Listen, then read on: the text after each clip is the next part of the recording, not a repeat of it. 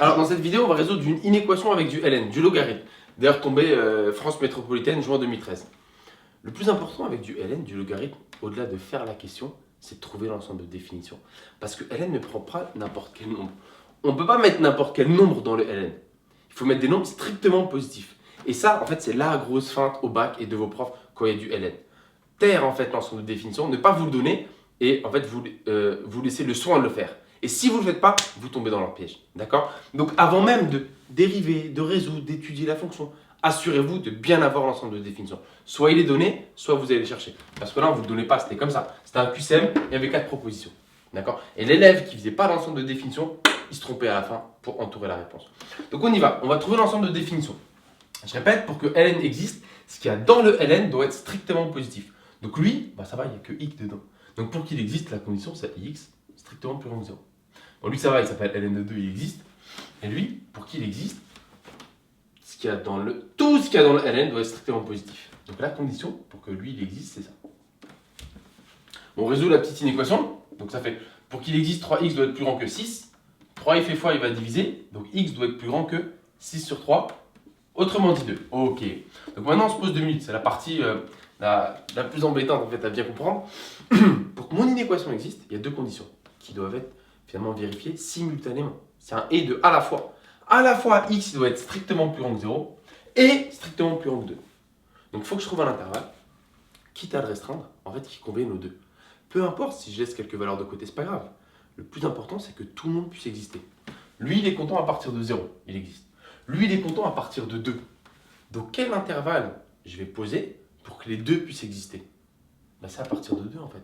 Parce que lui, avant 2, il n'existe pas. Donc je ne peux pas donner des valeurs avant. Avant 2, il n'existe pas. D'accord? Lui, ok, avant 0, il n'existe pas. Donc lui, à la rigueur, il est plus sympa. Mais lui, avant 2, il existe. Donc je ne peux pas donner des valeurs. Donc celui qui dit 0 plus infini, faux. Parce que lui, c'est à partir de 2 qu'il existe. Donc si je donne l'intervalle 2 plus infini, lui, c'est bon. Et lui, c'est bon. Et si je perds les valeurs de 0 à 2, c'est pas grave. L'idée, c'est, on ne vous a pas dit, ne perds pas de valeur. On t'a dit, trouve l'intervalle qui marche. Donc ici, l'ensemble de définition de mon inéquation, c'est l'intervalle 2 plus infini. Voilà. Mon inéquation, elle existe à partir de 2. Avant 2, je répète, lui, il n'existe pas. Donc mon inéquation n'a pas de sens.